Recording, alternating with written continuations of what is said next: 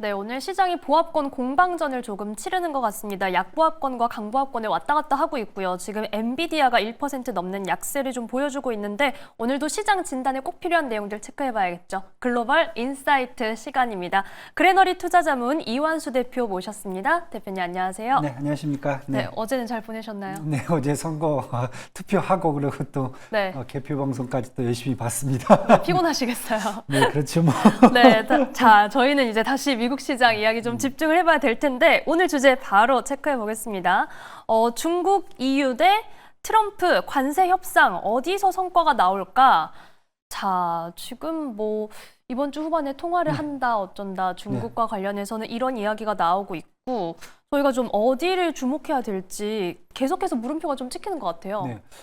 지금 사실 시장을 이제 미국 증시를 이제 기본적으로 이제 갖고 가는 흐름이 두 가지거든요. 하나는 이제 관세 얘기고, 네. 하나는 이제 금리 얘기거든요. 그래서 이제 그 두 얘기를 제가 이제 말씀을 좀 드릴 예정이고요. 네. 일단 관세는 지금 가장 키워드는 지금 중국하고 EU인 것 같아요. 그런데 이렇게 협상을 보면은 저희가 표면적으로 잘 나타나지 않지만은 그렇다고 미국이 그렇다고 뭐 절대적인 또 우위를 또 범하고 있는 건 아니다. 그렇기 그렇죠. 때문에 사실은 관세 협상이 계속 지지부진한데 이번 주 같은 경우는 중국하고 사실 관세 협상에서 기대감이 갑자기 커졌어요. 왜냐하면 같이 뭐 통화를 한번 하겠다라고 얘기를 한 상태이기 때문에 그래서 지금 어느 정도 상태까지 와 있다면 잠깐 한번 점검을 해보면은 저는 충분히 이번 주 안에 아니면 다음 주까지는 해서 아마 성과가 나올 수 있을 것 같고요. 거기에 대한 가장 큰 혜택은 반도체한테 갈 수 있다.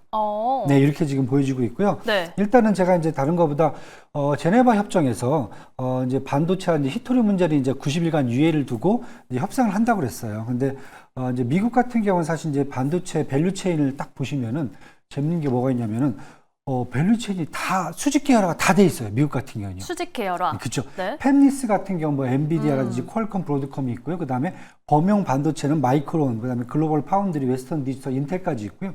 AI 반도체가 또 강점이죠. 여기서 이제 인텔, AMD, 엔비디아가 있고요. 마지막에 장비하고 소재를 보면은 AMAT이라든지 아니면 이제 램 리서치, KLA까지 어떻게 보면 완전히 뭐 전 세계 반도체 밸류체인을 다 갖고 있다고 보시면 돼요. 그런데 중국도 사실 되게 많이 따라왔어요. 아, 그래요? 예, 어느 정도 이제 팹리스 쪽을 봐도 중국 같은 경우에는 하이실리콘이라든지 코어진 마이크로, 그다음에 범용 반도체는 양쯔 메모리라든지 창신 메모리, 웨이어 반도체가 있고요. 파운드리 같은 경우 이제 SMIC라든지 화원 반도체가 많이 따라왔어요. 그런데 문제는 AI 반도체가 없어요. 아, 그렇죠? 그다음에 끊겨 있네요. 예, 그렇죠. 장비하고 소재 쪽은 나우라라든지 아니면 에이맥이라든지 통프 마이크로가 있기 때문에 전반적으로 이제 중국도 밸류 체인이 어느 정도 갖춰졌는데 기술적으로 본다면은 중국은 지금 한 7나노 정도의 상품을 이제 범용화하기 시작했다 이렇게 보셔야 될 것 같고요. 미국 같은 경우 이미 5나노를 지금 4년 전부터 이미 범용화한 다음에 지금 3나노짜리로 들어가고 있거든요. 기술 격차가 제가 10년 정도가 되는 것 같아요. 그러니까 두 가지죠. 기술적으로는 한 10년 정도가 돼 있고 수직 계열화를 보면은 AI 반도체가 중국에 없다는 거죠.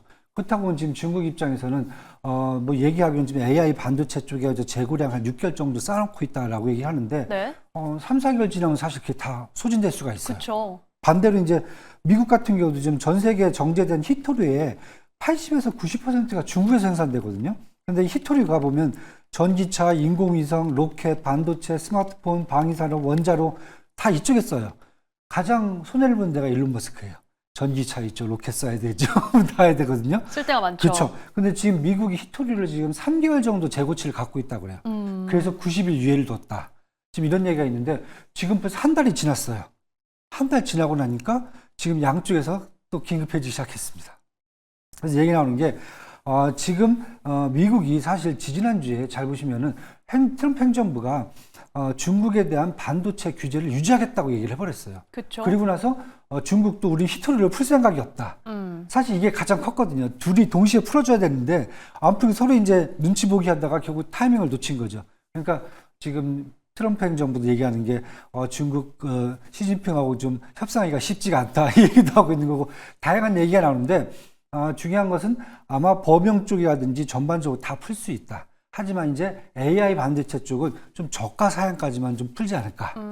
이게 시장의 지금 기대치이기 때문에 이 정도만 풀어준다면 제가 아까 화면에서 보셨던 미국의 반도체 밸류체인 있잖아요. 기업들? 종목 다 합니다. 다 혜택을 볼 수 있다. 전체가. 다 같이? 예. 그래서 네. 지금 계속 지금 보시면 월요일부터 미국의 반도체 업종 전반적으로 다 다 지금 강세가 가고 있는 거죠. 그래서 저는 이번 주 아니면 다음 주에 충분히 지금 히스토리를 대상으로 해서 미국의 이제 반도체 이런 부분들이 아마 좀 풀리지 않을까. 그랬을 경우에는 지난번에 말씀을 드렸어요.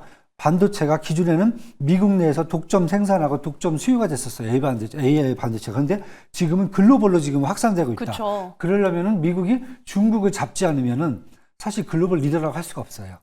그래서 지금 계속 엔비디아의 젠슨 왕 CEO가 계속 그 얘기를 하는 겁니다.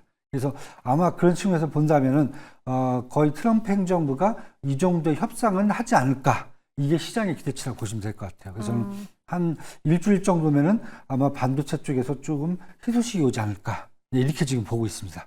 대표님, 그럼 지금 딱 말씀해 주시는 순간 저희가 미국 반도체 밸류체인 기업들 다시 한번 확인을 했고 네. 지금 중국에서는 이 AI 반도체가 급할 수밖에 없는 상황, 그쵸. 점점 이제 타임라인이 다가오고 있습니다. 그러면은 이 호재를 기다리면서 지금 어쨌든 투자자로서는 관심 가질 타이밍이네요. 그럼요. 빨리 들어가셔야 되죠. 항상 강조를 해주셨었는데 사실. 저는 그렇죠? 계속 반도체에 대해서 맞아요. 글로벌 수요로 바뀌려고 하면은 중국의 수요가 중국을 잡지 않으면 미국 입장에서는 사실 글로벌 스탠다드를 간다고 할 수가 없어요.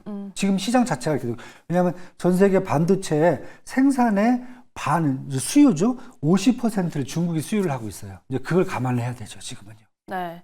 사실 반도체에 대해서 항상 강조를 해주셨었고 아마 그만큼 빨리 대응하신 분들은 이제 수익률이 높아지는 상황인데 물론 지금도 눈여겨볼 수 있는 타이밍이 왔습니다. 자, 대표님 이번엔 유럽으로 가볼게요. 네. 그럼 미국과 유럽 사이에서는 저희가 관전 포인트 뭘로 봐야 되나요? 사실 이제 유럽의 이제 가장 큰 단점이 뭐냐면은 제대로 된 AI 기업이 없어요. 뭐 메타, 구글, 뭐 마이크로소프트 이런 수준의 기업이 하나도 없어요. 근데 수요량은 엄청 많아요. 그쵸. 그러다 보니까 어떤 일이 발생했냐면은 이번에 관세 협상을 막 할 때 트럼프는 공산품이에요. 상품 무역에 대해서 관세를 되게 강조했단 말이에요. 그런데 EU 쪽 특히 이제 집행위원장 이제 폰데어 라이언 같은 경우에는 네. 이 관세 협상을 서비스 무역 쪽으로 지금 옮겨가고 있어요. 보니까 EU 같은 경우는 미국과의 서비스 무역에서 대규모 적자가 지금 누적되고 있어요. 그러니까 서비스 무역이 뭐겠습니까? 금융이라든지 저작권이라든지 교육, IT 서비스, 경영 컨설팅, 통신 이런 것들이거든요. 그러니까 실제로 미국 기업은 메타라든지 구글, 마이크로소프트, 애플 관련이거든요. 이미 EU에서 디지털 방지법이 있거든요. DMA라고 디지털 방지법 위반한 혐의로 애플에 5억 유로, 그다음에 메타 2억 유로의 벌금이 이미 부과한 상태예요. 그런데 EU에서는 뭐냐면은 상품 서비스 그래 관세 우리 맞을 수 있어. 단 우리도 똑같이 지금 서비스 무역에 대해서 관세를 부과할 거야. 지금 이게 지금 가장 큰 문제거든요. 그러다 보니까 트럼프 행정부 입장에서는 제가 지난번에 계속 말씀드린 세일즈 외교를 할 때 이제는 반도체하고 AI를 두면서 세일즈 외교를 할 거다. 기존에 항공기 이런 거 있다면 국방이 네. 있다면. 그쵸. 그런데 EU 쪽에서 먼저 이걸 막아버리면은 관세 협상하기가 쉽지가 않거든요. 그래서 지금 트럼프가 EU 쪽에 갔다가 다시 또 중국으로 온 이유가 일단 좀 대기 이거죠 또. 그러니까 지금 트럼프 입장에서 봐도 이게 지금 뭐 쉽게 해결될 문제들이 아니거든요. 바쁘네요. 그렇죠. 일단은 중국은 먼저 지금 반도체 문제를 해결하고 그 다음에 다시 EU 쪽으로 가서 이런 이제 서비스 무역 쪽에 조금 더 달려들지 않겠냐. 그런데 만약에 이걸 보셔야 돼요. 서비스 무역 쪽이 만약에 해결이 된다라고 했을 때 주가가 먼저 올라갈 종목들은 메타, 구글, 마이크로소프트입니다. 그래서 제가 계속 메타를 강조하고 있습니다. 메타는 저평가돼 있을 뿐만 아니라 매출이라든지 이런 부분들이 특히 유럽에서의 매출이 엄청나기 때문에 만약에 이런 무역적인 게 풀려준다 그러면은 어떻게 보면 메타는 글로벌로 날개를 달 수 있는 또 그러한 모멘텀을 가질 수가 있다는 거죠. 메타, 구글, 마이크로소프트 네. 그리고 특히나 메타가 정말 뭐 말씀해 주신 것처럼 AI 수익성 뽑아내는데 좀 진심인 것 같은 모습. 예, 광고를 통해서 엄청난 수익을 또 빼고 있으니까요. 그러니까요. 네. 그런 걸 보셔야 될 것 같아요. 좀 주목해 보겠습니다. 자, 한번 트럼프 대통령이 지금 연준에도 또 한마디를 했다. 네. 바빠요, 정말. 어떻게 보세요? 사실 이제 국채 금리가 좀 많이 떨어졌어요. 그러면서 채권 가격이 좀 올라갔는데 여러 가지 변수가 있어요. 이제 가장 큰 게 오늘 이제 ADP 5월 비농업 부분 고용 변화가 사실 말도 안 되게 떨어졌어요. 전달에 6만 죄송합니다. 6만 건이 나왔었는데 이번에는 3만 7천 건으로 확 떨어져 버렸단 말이에요. 네. 반토막이 났거든요. 그것 때문에 이렇게 되면 고용 지표들이 좀 안 좋다 그러면은 연준이 기준금리를 내리지 않을까. 그다음에 또 하나는 지금 이번 상원에서 지금 감세 그 예산안이 또 스톱이 돼 있어요. 왜냐하면 하원은 한 표 차이로 통과를 했거든요. 네. 근데 상원에서 갑자기 또 이게 말이 되는 예산 아니냐면서 브레이크가. 지금 또 브레이크를 했거든요. 그래서 그런 측면에서 본다면 이제 문제가 있는데 저는 이제 그거보다는 지금 파월 의장에 대한 퇴임 루머가 사실 지난주에 나왔었어요. 네. 뭐 6월 중에 퇴임할 거다. 근데 사실 퇴임을 안 하셨거든요. 루머인 것 같고요. 근데 문제는 시장에서 보는 게 그러면 파월 의장이 금리를 안 내리는 것인가, 못 내리는 것인가.